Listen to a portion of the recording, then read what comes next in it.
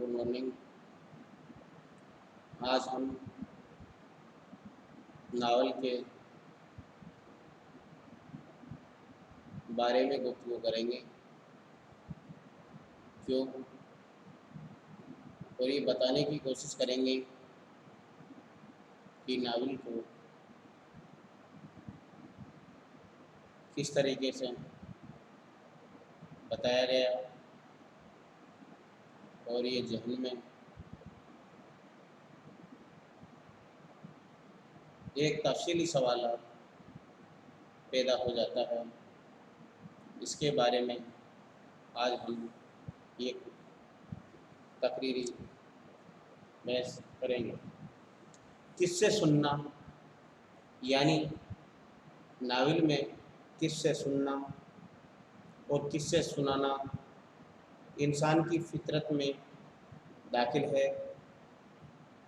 जब इंसान को फुर्सत थी तो ऐसे किस्से पसंद करता था जो जल्दी ख़त्म न हो और जिनमें ख़याली दुनिया की बातें हो। जिनमें जिनों, परियों, देवों, फिर बादशाहों और शहजादियों का जिक्र हो, ताकि इसके तख़य्युल को खूब शेयर करने का मौका मिले।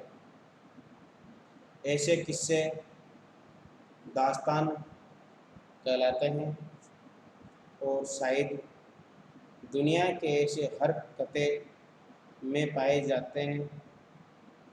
दास्तान की एक पहचान, यानी दास्तान की एक और पहचान है तो यह है कि वो बहुत तवील होती है, यानी दास्तान बहुत लंबी होती है। इंसान का जन्म, यानी इंसान से ख़त्म होने या आसानी से ख़त्म होने का नाम नहीं लेती।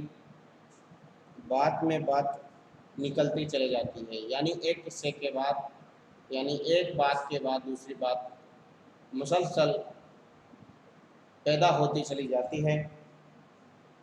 और दूसरे इसमें हमारे असल दुनिया की नहीं बल्कि ख़याली दुनिया की काबिले यकीन बातें होती हैं, जिसे ऐसे देव जो शहजादे को मौका पलंग उड़ा ले जाए, ऐसा सुरमा जो आँख में लगा लो तो ज़मीन में गड़े खजाने नज़र आने लगे। ऐसी जादुई टोपी को ओढ़ना लेकर किसी को दिखाने न दे। ये बातें वो है जो खिलाफ फितरत है और अकल में नहीं आती, इसीलिए इन्हें फ़ौक़ल फ़ितरी अनासर कहा जाता है। इसी दास्तान की खौफ से, अब ये देखा गया है कि इसी दास्तान की खौफ से, यानी पेट से नावल का ही जन्म हुआ है। यानी दास्तान ने नावल ने दास्तान की खौफ से जन्म लिया है। हुआ यूँ कि जब ज़माने का वर्क पलटा, यानी ज़माना जैसे जैसे पलटा, समय के साथ साथ वक्त के मुताबिक ज़माने ने करवट बदली और इंसान समझदार हो गया। ज़माने ने करवट बदली तो इंसान समझदार हो गया। तो इंसान को ख्याल आया कि इन हवाई और फर्जी बातों से, यानी ये जो हवा की तरह जो बातें बनाई गई हैं और ये जो फर्जी बातें हैं, क्या फ़ायदा इनको सुनने से, क्या फ़ायदा।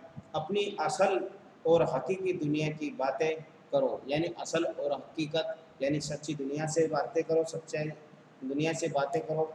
ऐसे किस्से संवाद